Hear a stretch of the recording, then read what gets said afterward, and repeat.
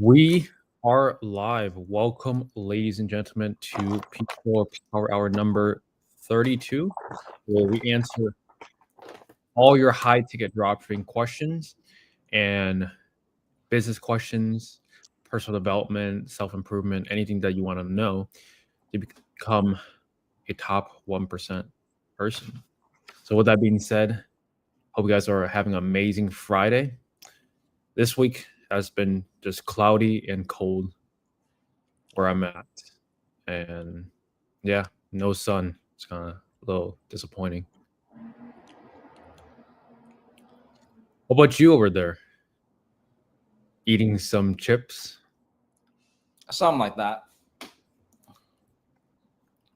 Was good. How's the weather like?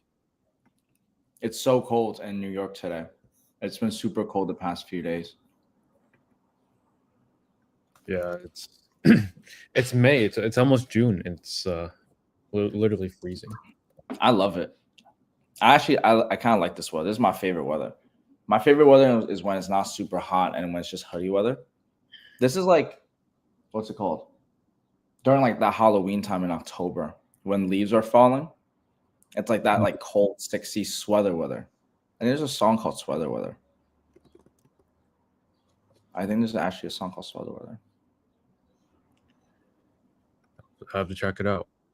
But yeah, for me, it's like 70 is like the perfect 69. Well, what's the weather right now? It's like 47. Oh wow. Yeah, I'm probably around there too. I love it. Yeah.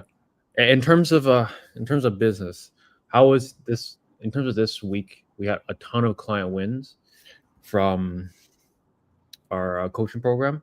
So this is going off what I see right here.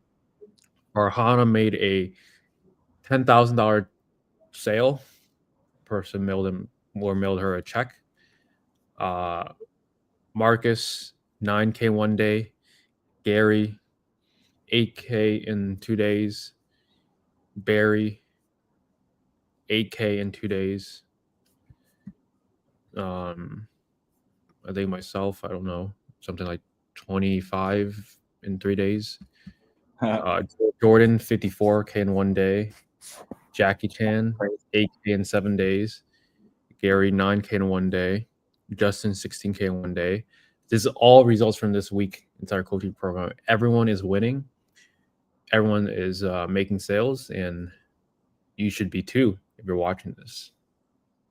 100%, 110%.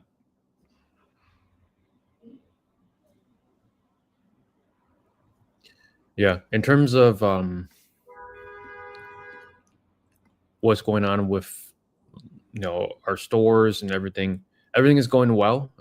We're testing new strategies every single day. PMAX, Facebook ads, all types of different strategies, so you guys can get the latest up-to-date strategies without blowing ad spend and wasting ad spend. We can do that for you. We can waste all the ad spend.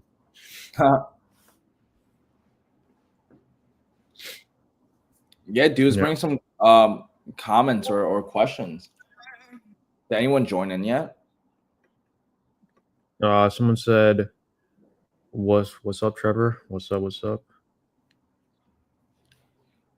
People sometimes call me Trevor. Are you not Trevor?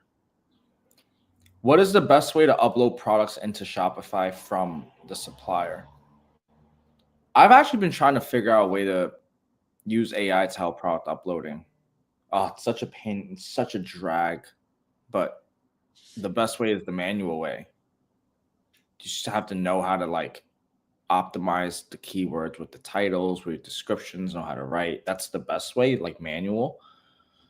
Next best way, I guess it's like a VA, but I don't know, Trevor, like what's your experience like? From my experience, product uploading VAs is very difficult to manage. Best way to upload products is if it's like in an Excel sheet, you got to format that Excel sheet. You got to use something like Matrixify or StockSync to bulk upload it, and then have a VA go over it, optimize it for SEO. Yeah. That's way. Other ways is like people just be copying each other's stores. I mean, it's a free market, so you do whatever you want. But that's one way people are doing it. Trevor, do you believe in copying stores? Do you think copying stores is going to find a way to success, or how To a much certain originality do you need for high ticket? to a certain extent, because you don't reinvent you don't need to reinvent anything. But Okay. you don't copy just one store. I feel like you use like a blend of other people's stores that are already I doing agree. well, and then you take those components and then add those to your store. So what do you see working right now? Like general stores that are like doing everything, or stores are like focused on the more like niche? Niche stores are always gonna do well because of the fact that you're specialized in one product category, and that's one advantage you have over Amazon no matter what. Amazon's like the general department store. You can find almost everything there. But Yeah. whenever you look at something high ticket, they're not gonna know anything about it, especially if you're gonna spend like $8,000, $10,000, $15,000 online. You want a person that actually knows what they're talking about, answer questions, can give you customer service whenever you can. Because if you were to call Amazon right now, first of all, Amazon doesn't even have a phone number on their Right. website. You have to actually dig for it. And even if you dig for it, nobody's gonna know. They're all outsourced. They're all people that, you know, don't know anything about the products. Their whole purpose is just to process refunds, take care of returns, things like that, which is fine at Amazon scale. I'm not saying anything's wrong with that. But that's why you can beat Amazon, is because they're too big. And there are advantages of being too big, and there's advantages for being a new business, is where you can Mhm. be more to detail. Yeah. Nice. Someone says, "What are the pros and cons to what you all do?" What are the pros and cons to what? Sorry. To what you guys do. I guess you're just trying to see like what do we even do. So, I mean, the pros and cons, it's a huge list. Pros is like you don't have as much customers to deal with. Cons is most people that start this business, because with higher ticket products that requires higher ad spend to make your first sale. So most people either blow through the budget too fast, or whenever they set up the ads incorrectly, they don't have the patience to kind of wait out. That's why it's very important. I'm making a video right now of why your store isn't at 100K a month, and one of the key factors is like I like that. price point, um, your price point of your products. Because if you're just selling saunas, all saunas, like premium saunas, and you would sell the $5,000 to $8,000 saunas, those would sell. But especially if you're just starting out, making a $5,000 to $8,000 sale takes a lot longer than making $1,000 $2,000 sale. So that's why it's very important to balance your store out with like multiple price groups. Have $1,000 products, have $500 products, have 10,000 products, $15,000 products. So that way, like the cheaper lower ticket items like 1,000, 2,000, they're supposed to cover your ad spend. And then your higher ticket items, that's the money, that's the profit that's coming into your business. But if you only have $8,000 products and you're not spending a lot, of course you're gonna freak out and not say like, "Hey, the ads are not working," but they are. It's just a longer buyer cycle required to sell an $8,000 sauna. Hmm. So people need to know that you can't just sell high ticket items with a low ad spend. You gotta spend money to make money. At the end of the day, that's business.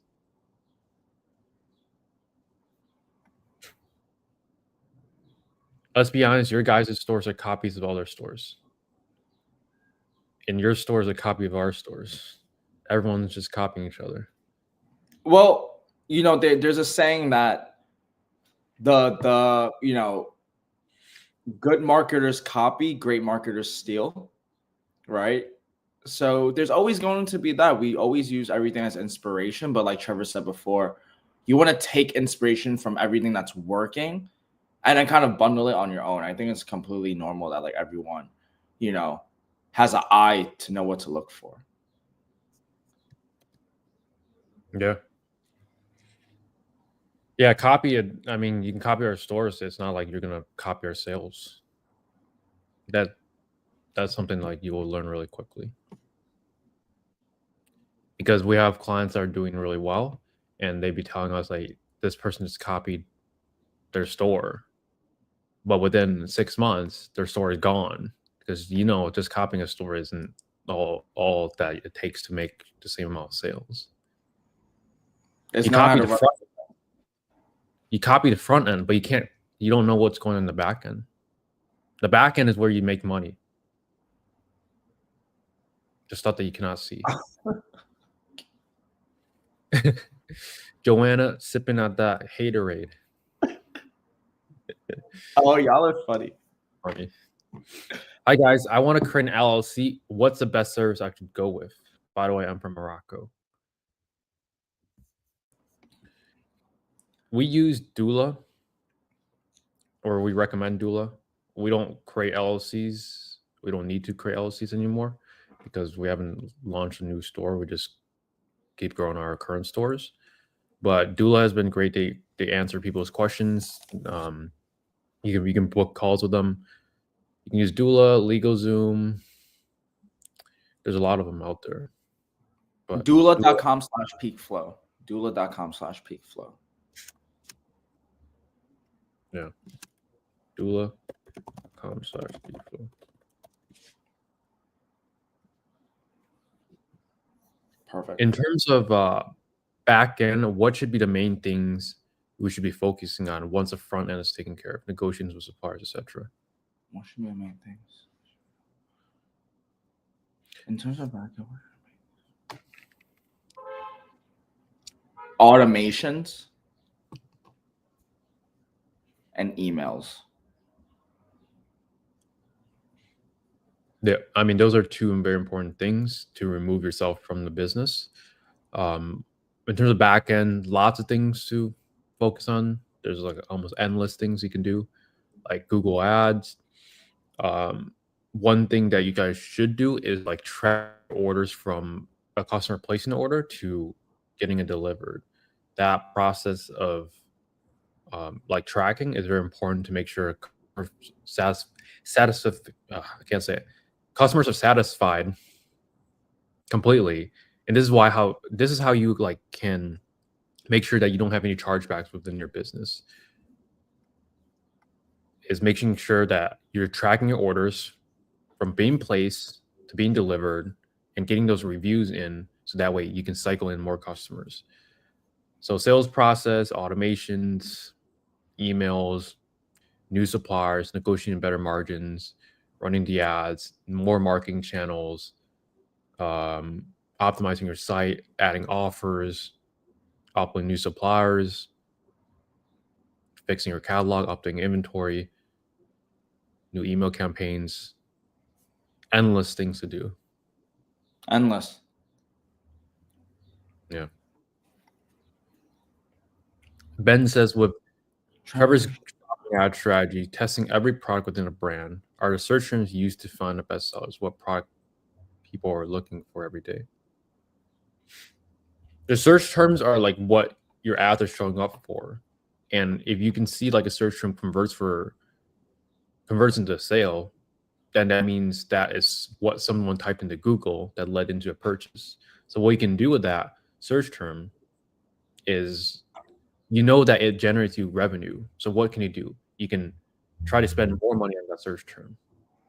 You can't indirectly do it with shopping ads, but you can do it with search ads.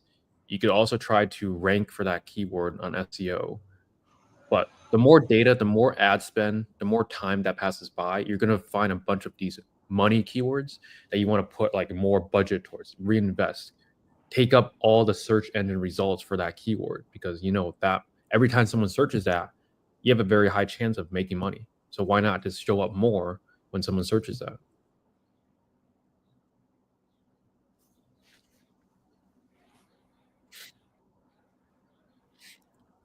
So would you say trying to get unsuspended from GMC is the biggest roadblock within this business?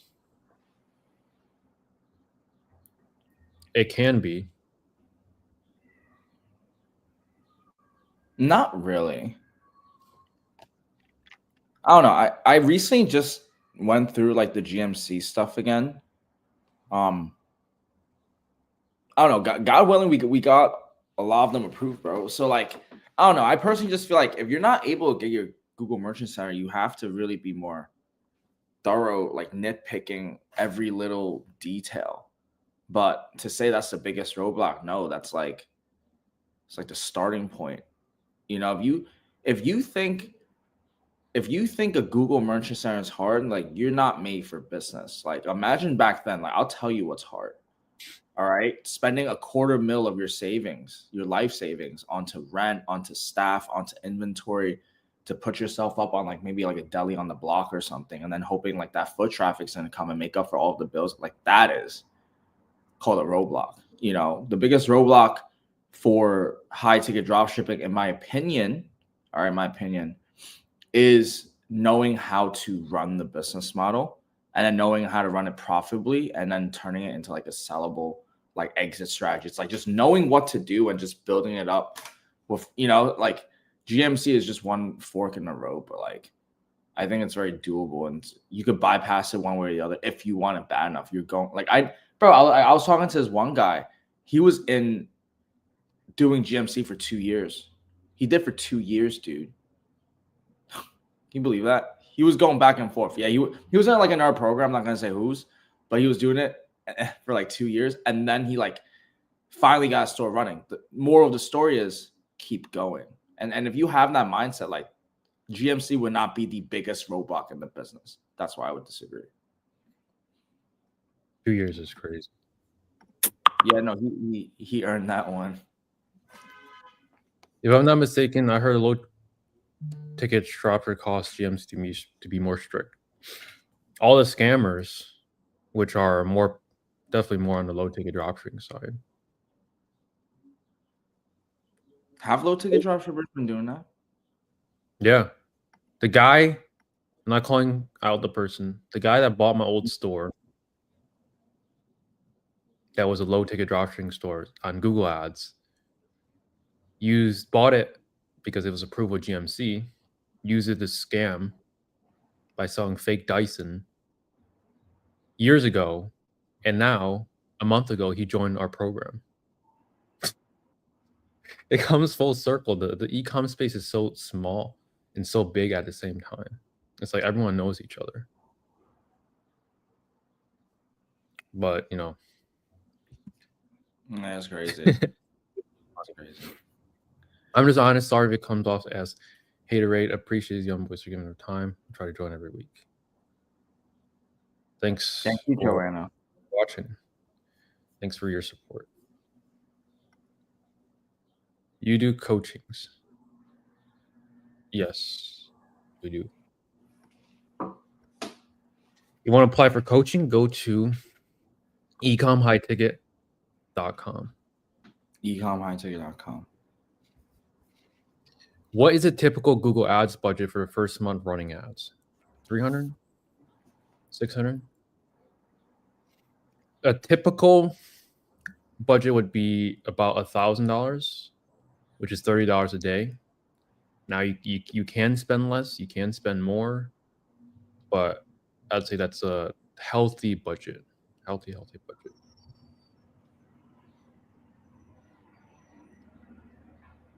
Dan, Trevor the Brains, Marcus the Bro.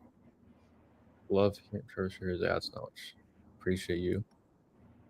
Does it matter if the LLC name is different from the Shopify name? Contact will be LLC and various high ticket dropshipping brands will be. No. Does it matter? No.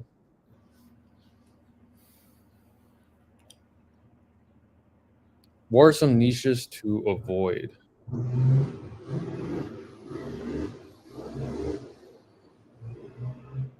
What are some niches to avoid? Adult. Anything that is prohibited on Google. I wouldn't sell e-bikes too.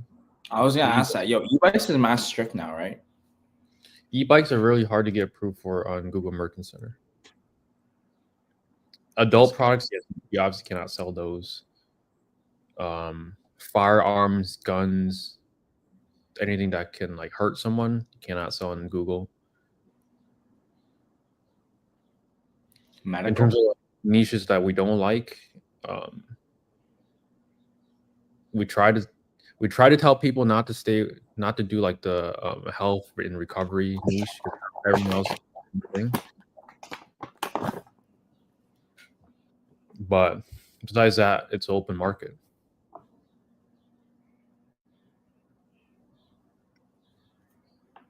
Hi guys, Stripe is absolutely killing the cash flow. How do you guys handle the payment processing, specifically when you are just starting in no volume? Wait, hold on.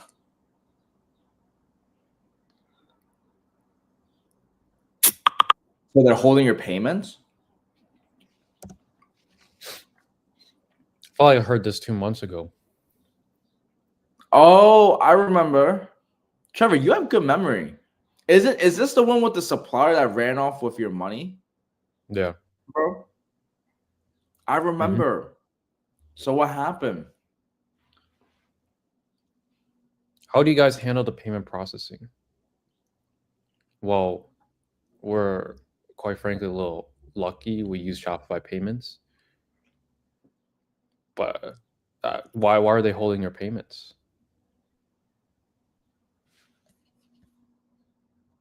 Figure out why they're holding your payments first. Bro, how can you remember me? Bro, I remember everything. 2 months from now, I'm gonna remember you asking, bro, how can you remember me with the 3 skull emojis? Wait, hold on. What Joanna said right now, please, bro. LMAO, Trevor made that bag twice from that poor guy. No, the next one. It's talking about what X Capital was saying. Bro, how can you remember me? I'll read it. This one? No, what Joanna. No, he means Stripe takes too much of a fee, and it is hard for people when they're first starting out because the volume is so low. Easier to eat those fees when you have higher volume.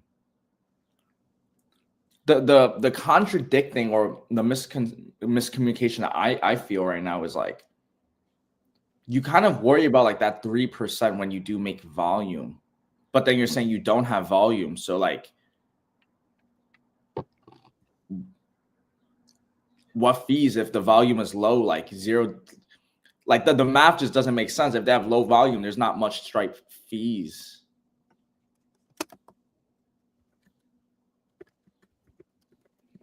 If they're first starting out, they don't have much volume. There's not much Stripe fees. It's up to 2% that they just have to take with every order, but it's not easier to eat those fees when you have higher volumes, right? The fees will increase if you have higher volume. That's what I'm trying to say. The fees are still there. Yeah. If you can't get approved for Shopify payments, Stripe is holding it, and you try every single payment processor there is in the world. Sure, try WAP.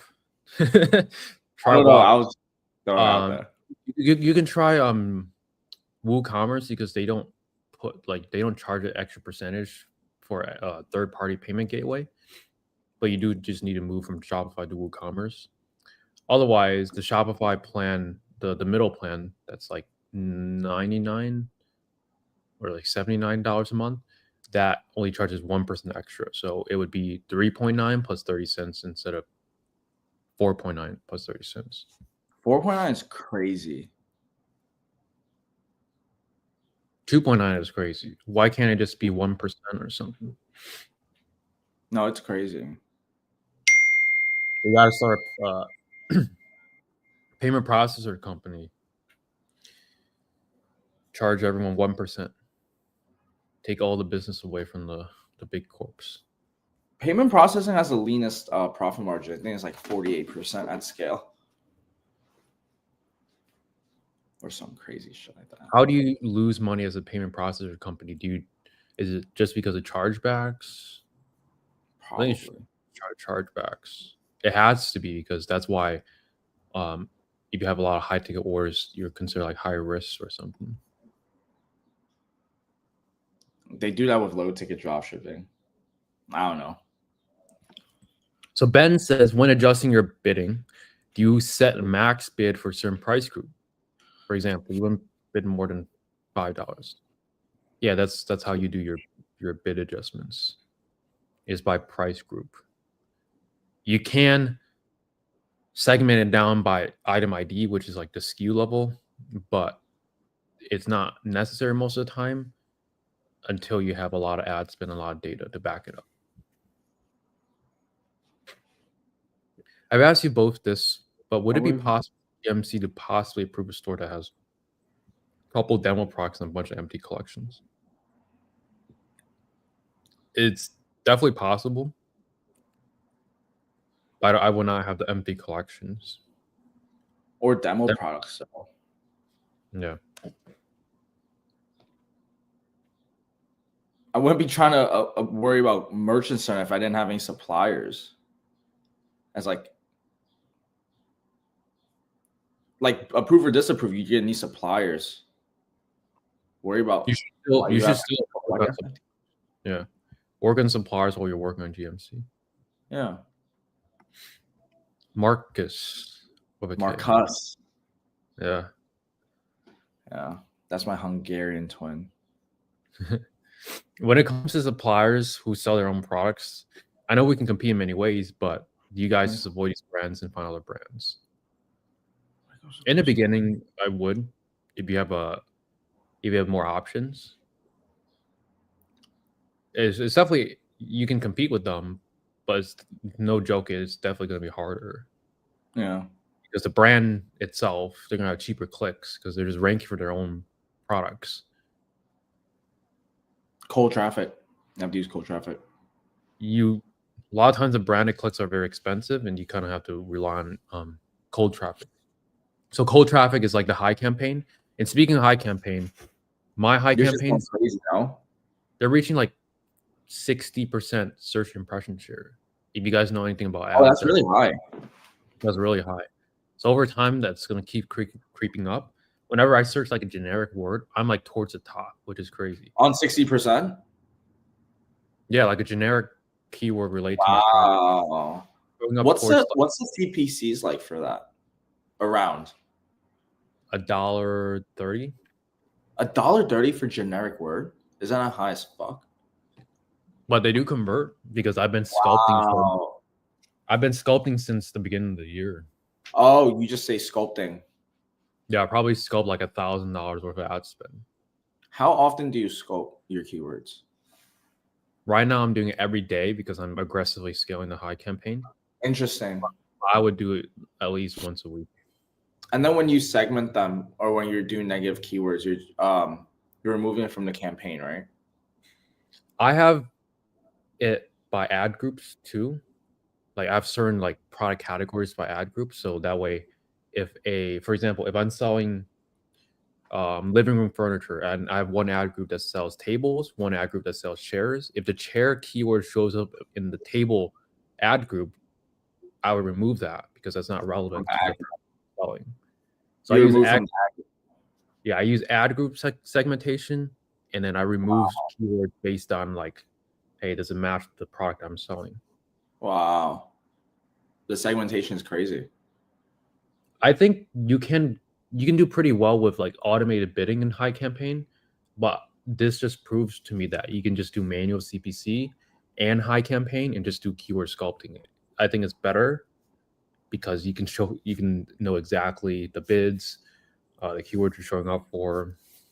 So we'll see. I know you guys are elite level, but for the newbies. Yes, sure. Unrelated question, but would you guys get Neuralinks chips? That's a great question. Great question. Never. Even if others do it, I won't in this lifetime. Maybe in the next one.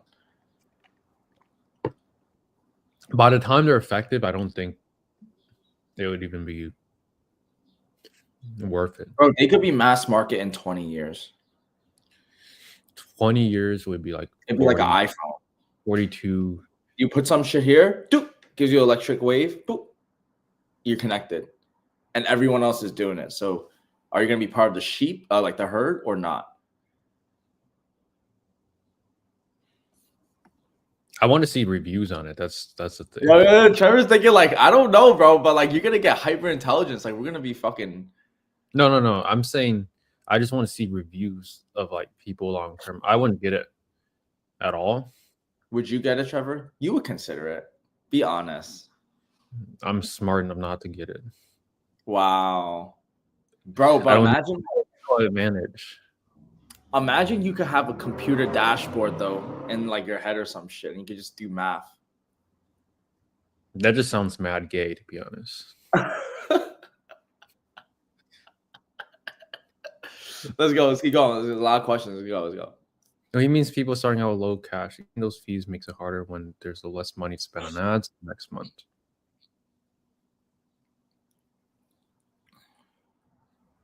Yeah. Everyone faces the same transaction. It's still the same recommendation.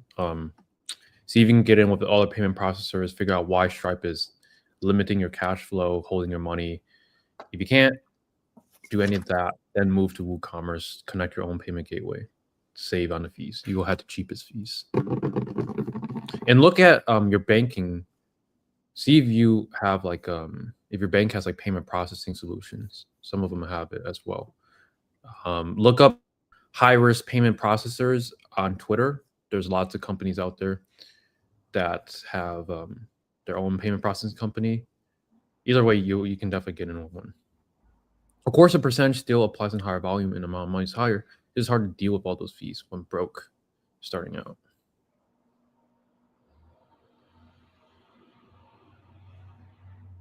It's hard either way. Business is tough. Tough info.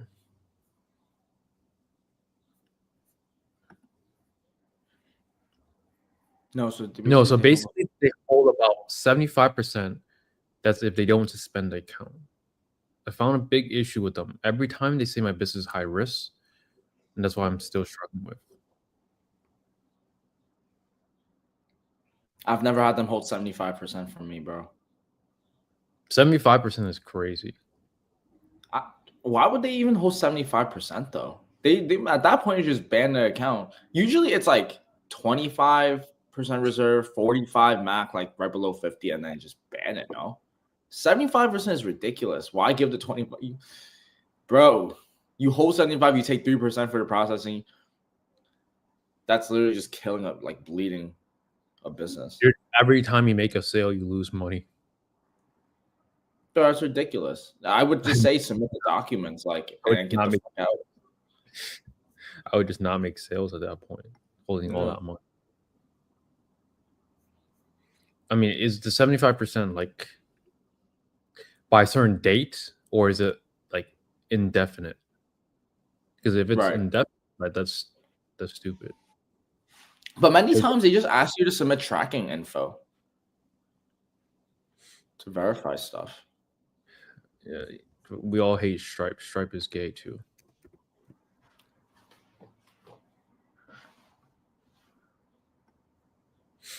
I remember Trevor mentioned in one of his videos that he's seen only one person get suspended again on GFT after 2 months. We're able to know the person, well, more than one person at this point. Even Marcus had his store suspended. Bro, do not say that ever again. But he's not wrong. Knock on wood, it won't happen again. Yeah, I woke up one email. I was like, what the fuck? The fuck is going on? I was so nervous, dude. Because I was like, what? Like Google's like refreshing. Bro, I had this shit for 5 years. But turns out I fucked up my my shipping page. It was just the pages. I added like a new feature on my website, but on the shipping and return page was a blank template of the new update. So I just removed it and I just resubmitted, like praying that was the one variable. Because that's the hard thing about Merchant Center. You don't know the variable. If you know what to fix, then it's easy. You don't know what to fix. I didn't want to change everything and mess everything up. And I was like, oh, there's a blank quote here. Let me just do that and pray.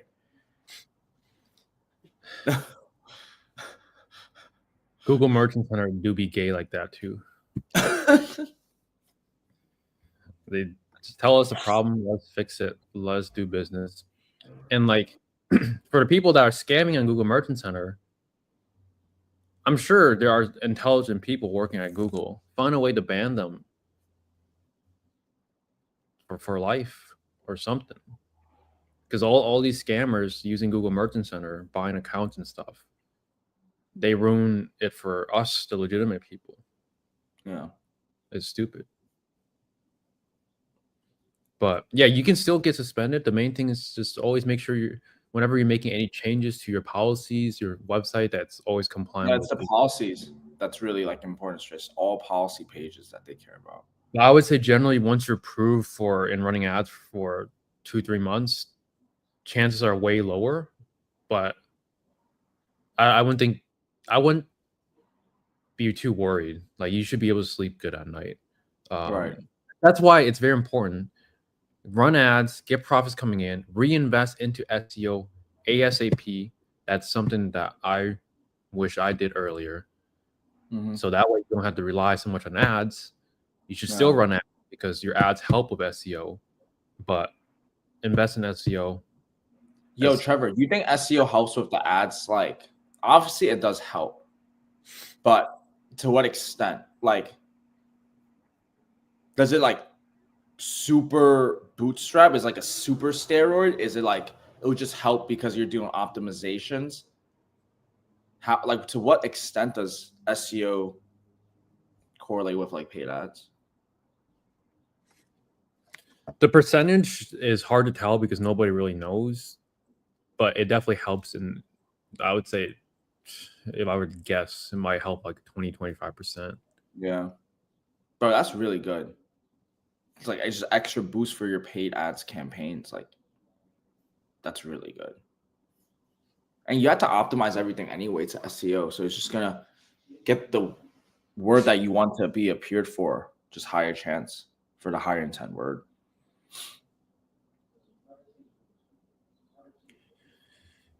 They already suspended my account, and I'm still following up and submitting all the required docs for Stripe. Use PayPal.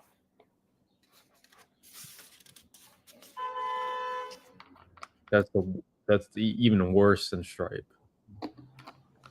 But hey, I mean, with PayPal, you can still cycle accounts. That's funny. With the same information.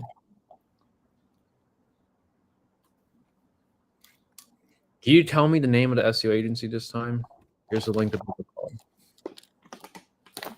Oh, book a call. I mean, I doubt you're gonna. We prepare for you, Joanne. Miss Joanna. We prepare for you. Book a call. They're called Organic Checkout. Tell them Trevor or Marcus sent you. And yeah. We'll take care of you. We'll take care of you.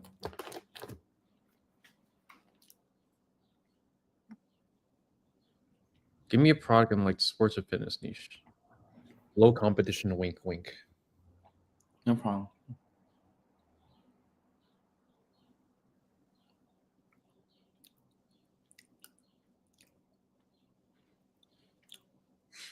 Pickleball machines.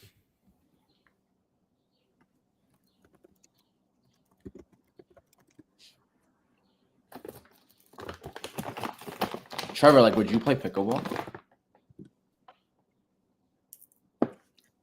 I'll be down. Dude, pickleball is so funny. Like, you have people that love pickleball die hard, and then there's other people that like pickleball's not a sport, and they just fucking clash. They hate each other. It's so funny. You play pickleball, right? Pickleball's not a sport. Okay. You know, besides the track I'm on. No, I'm playing. Pickleball is fun, but I don't really play like that. It's like tennis, bro. Didn't you used to play tennis? I played tennis, yeah, and volleyball. Dude, it's like a tennis and ping pong. Bro, you play ping pong. Oh, bro, you would probably be really good in pickleball, actually. It's the same thing. I'm ass at the ping pong, bro. Oh, you know who's good at ping pong? Danny. I met Danny and he brought a little ping pong pad. Shout out Danny. I never got good at ping pong because I would just be like taking the ball and just smacking it and hitting it at the ceiling or the other person. But all Asians are good at math, play ping pong, and say ching chong and play piano though. I guess I'm not part of the 99%. Ching chong. Ching chong wing wong. Oh, sorry. Let's go back. Let's be professionals. I know you said not to use Fiverr or Upwork. Where can I find a good agency? The one I linked. Organic.com. You have to use the link because you get special pricing. Oh, they do. They get special pricing that's actually exclusive to the link. So with the link, they'll know that we referred you. And for full transparency, we do get a small kickback if you do sign up with them, but you also get special pricing. Matcha. How long did it take for you guys to start seeing SEO sales? For me, I would say like month.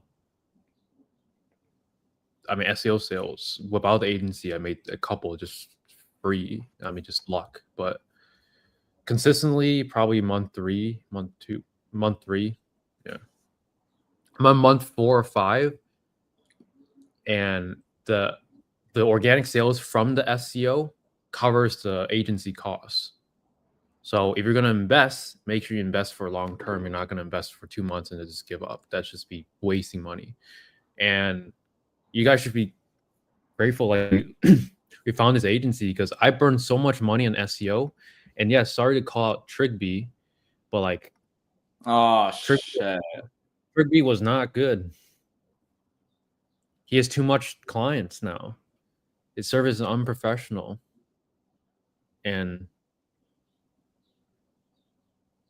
yeah, it's just not as good as this agency. He was a coach in our program for like a month, and then he just is so inconsistent. Probably because he has too many things going on. I don't blame him. He knows what he's talking about. It's just like because he has so many clients, the quality has decreased for sure. Yeah. Is Tidio good to use? Tidio is not bad. Tidio's not bad. I heard Tidio has the AI response feature now. Yeah, it has a lot of features. That's gonna be not bad for sure. I wish you can customize the widget a little more because I want Tidio. Yeah, so it's like more unique because everyone that has Tidio, yeah, you can change the color and like the person and whatnot, but if you can make it more unique, I think that's better because you don't want to have the same live chat as everyone else's. You want yours to be kind of unique. So if a supplier says they don't do dropshipping, would you just move on or try to convince them not try to waste time? It depends on the supplier, right? If they're like a gold gem and they have other dropshippers already, then it's merely just a matter of time. Then I would just like keep on going. If they've never had, or like you don't see any dropshipper, I wouldn't even try to convince them for the dropship. I would just introduce them to Shopify Collective. Have you guys ever heard of Shopify Collective? Trevor, I bet they don't know about what Shopify Collective is. What is Shopify Collective? We've actually talked about Shopify Collective inside our one-on-one, but to give you guys like a little bit of what's inside, like this is the inside info that we have up to date. Shopify Collective is an exchange, like a marketplace where you don't have to go out and reach out to other suppliers trying to get their dropshipping program. These suppliers went to Shopify to apply so that they could put their products up for us to dropship from. So imagine suppliers coming to us now, right? And so Shopify Collective is an exchange where you could apply to high ticket suppliers from the United States, and they'll have dropshipping programs, dealer pricing, and it's just like the new wave to get suppliers. So if like your supplier doesn't even do dropshipping, it's like, have you been on Shopify Collective, ma'am or sir? Like, e-commerce companies are going crazy just doing all of this. And they'll be like, oh, what's Shopify Collective? And you pitch again. There's always a way to go around it. There's always a way to get the bag. Yeah. Oh, so he has too many clients. He still knows his stuff. Yes, he knows SEO, but I also think the way he explains it, it's probably just because of the accent and like it's a little hard to understand. But yeah, he knows his stuff. I think he doesn't do too good of a job explaining it, from my experience. So I was following his posts. I hope I can still use what he taught. Yeah, you can use what he taught.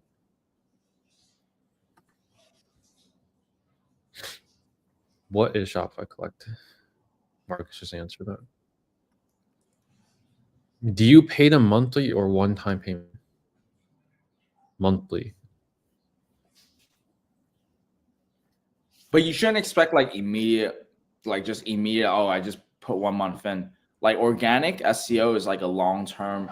You have to first do like the technical. So like you have to fix up your catalog, your descriptions, making sure that's good and ready for SEO. And then once it's ready, then they put in like backlinks and blogs and stuff. That's where you're going to start seeing traffic.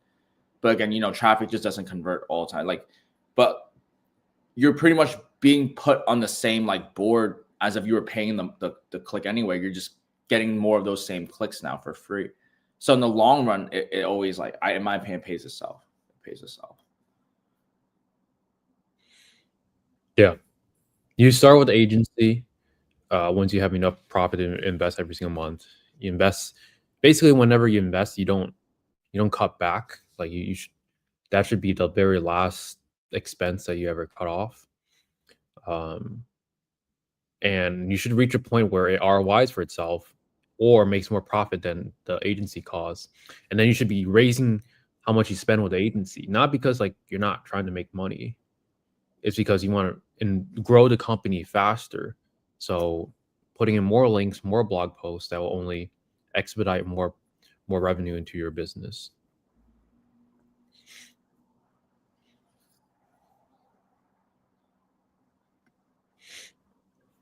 Pickleball is good. Thank you. Pickleball is, I gotta try pickleball. It's really nice to see you guys, the stores and your students doing so well this week. Glad to see tariffs are not having much of an impact yet. Hopefully never. Tariffs have impacted a lot of my operations already. Yeah, in the good way though. There's been more spending. At least I don't know, just across all boards, I've noticed more spending in higher ticket products. The suppliers that do have operations in China, some of them have paused like their product lines and said, don't take any new orders yet until like this period's off. Some have increased their prices. Others have just paused their dropshipping program. So it has affected the industry. But I also feel like there's so many new suppliers every single day that's just coming in the market that like that counteracts the potential consequences. It's just like, God willing, like it didn't affect like my line of suppliers. It didn't really affect yours. But I heard like one of them, like a random, like it'd be one of those random suppliers that I closed. That's like, bro, who the fuck are you? No disrespect, like quality importers. You guys go, no disrespect to quality importers. You guys go check them out. It's just like stuff like that. It's just random emails. Yeah. By the way, thank you guys. You got a lot of haters, but you don't even have to help people like you do. It's crazy, fam. You're all good people. We appreciate you. I mean, haters, they're going to be everywhere. You either choose to ignore them or you get affected by them. Or the third option is you get fueled by them. That makes you want to push for more. Trevor, like, how do you handle your haters? How do you feel about haters? I choose option number 3. It just fuels me to go and do more good for the world. You see that, Joanna? You're great. People don't even know they take this for granted. Yeah. X Capital is PMAX great to start with. I want to start Google Shopping campaigns. For now, I only work with SEO. To start with, no, because PMAX requires data and traffic to do well. To give you a little bit of context, we recently introduced a PMAX module into our program about a month and a half ago, and everyone that has started running PMAX has seen an uplift in revenue. Our stores included. We tested on our stores first before we showed everyone else. I like PMAX. But about a year ago and 2 years ago, we were the PMAX haters. No, you know what I think the difference is? Where you're using PMAX for like the retargeting more or less. Like it's like more of an add-on more and relying on it. We were relying on PMAX. It was like PMAX or manual. It's just like, wait, why not try both? They need to work in tangent. Yeah. Your shopping campaigns are still the bread and butter, but then your PMAX campaign is like the milk. You never want to eat the butter by itself because it's just dry. Got to add a little milk to it. That's right. And that's how you have a good blend, and then that's how you make more sales. Mm-hmm. In terms of like which campaign should spend more, your shopping campaigns or your PMAX should spend more because it is very heavy on remarketing. But I would say it's like a 60-40 split to 70-30 split. You don't want it to be like too heavy on PMAX because otherwise you need enough cold traffic to feed into PMAX, but you don't want to just show that same ad over and over again to the same person.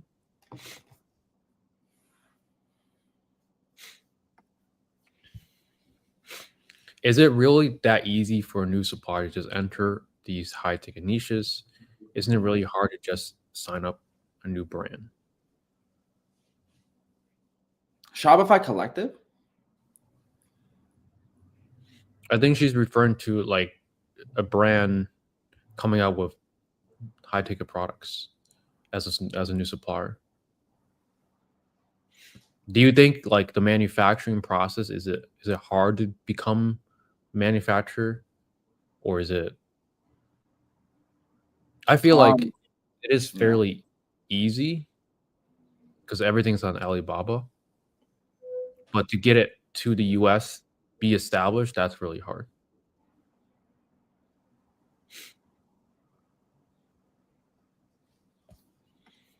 People at work be snitching on me. I already got verbal write-up. I gotta get out of here. Take care, brother. Be safe out there.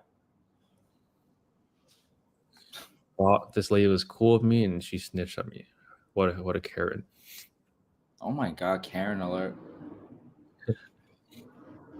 Yeah, what do you want to add anything to this? Is it easy for a new supplier? Yeah, like from my experience, e-commerce is just everyone's just getting to know more. Like online shopping is just becoming more and more. And so even suppliers that aren't used to having online operations, they're still trying to transition into online. So even if a supplier is not open to dropshipping like a year ago, they might actually be interested today. So like there's literally just new players going in. And from what I've been seeing, yeah, like every niche, there's just more and more suppliers coming in. And is it easy to be a supplier? Technically, yeah, bro. Like if you have a buyer group or like people that have money, you invest into the product, get a warehouse in the US, like, you know, work out the shipping contracts with shipping companies. Yeah, it's a full on 7-8 figure operation that as long as you have the money for the, you know, for the numbers to make work.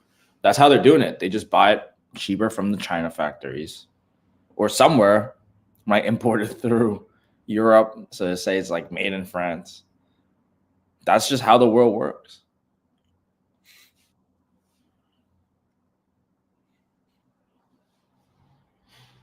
God bless you, Joanne. I don't like being called a boy. Should be called men. Next, Trev. What did you say, Marcus? You think I'm a hater? Joanna, where did that come from? she's always trying to gaslight you. Where did that even come from, Joanna? Marcus said a new supplier enters his niche all the time. He made it sound like it was easy and casual. It is easy. And there are new suppliers entering. Not just my niche, like every niche. There's more suppliers coming in. High ticket products like saunas are on Alibaba? I'm pretty sure yes. Yeah, go on Alibaba, search up Barrow Sauna. You're gonna see Dundalk saunas right there. I have not been on Alibaba in a while. Wow. They're actually the saunas look good, bro. I've thought about just drop shipping from Alibaba straight up, but there's no brand, so it's gonna be harder to sell it. Cold traffic. Yeah, you have to just sell like general, like dynamic 2-person sauna. Yeah.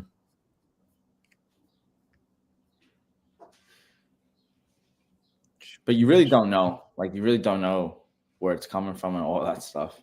You have to feel like you have to check it. But you see the minimum order quantity, look at the numbers. If you order 20 units at 800, that's like what, 160,000 maybe? Or 16,000. Probably 16,000.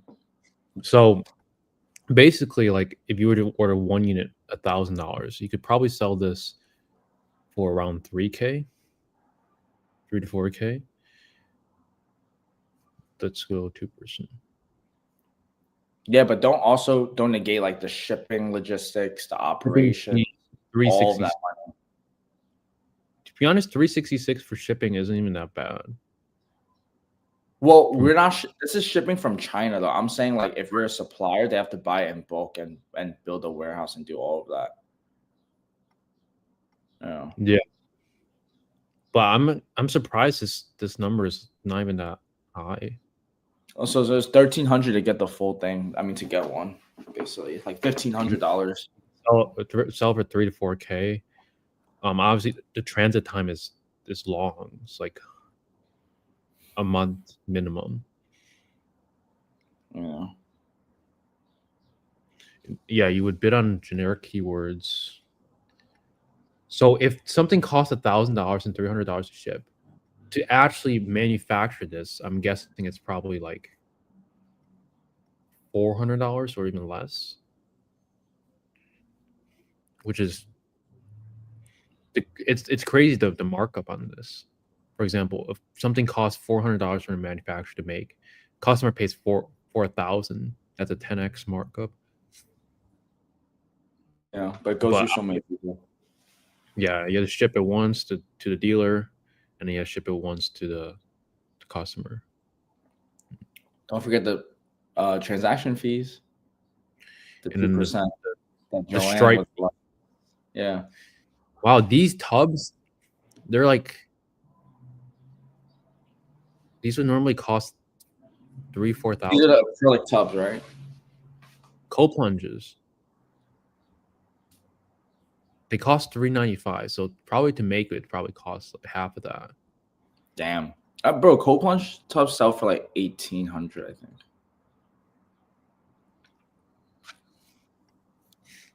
Oh, I mean, it's just a tub, right? Interesting.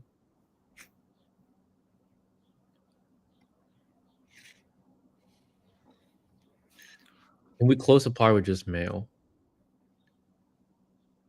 You could, but we recommend phone calls. Email, not physical mail though. Right.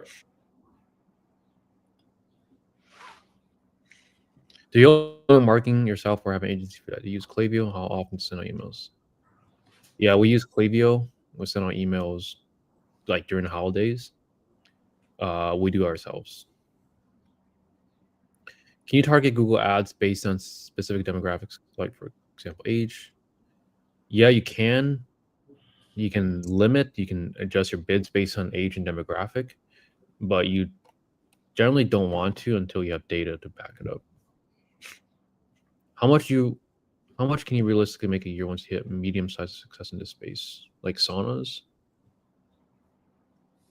Is 12 mil a year revenue reasonable? Depending on the market size, but $1 mil a month is all possible in almost every niche. Best follow-up method via Gmail.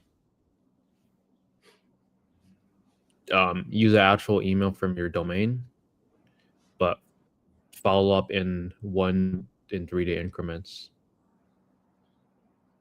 And you can install something like MailTrack to see if they opened up your email.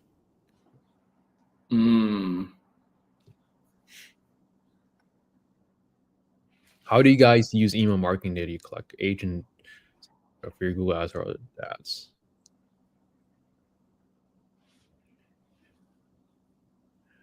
Well, email marketing doesn't really collect their age, just their name and number and email. But Google Ads collects the demographic. You can connect it to by having your email subscribers be an audience inside of Google Ads. And then you can remarket those. Yeah.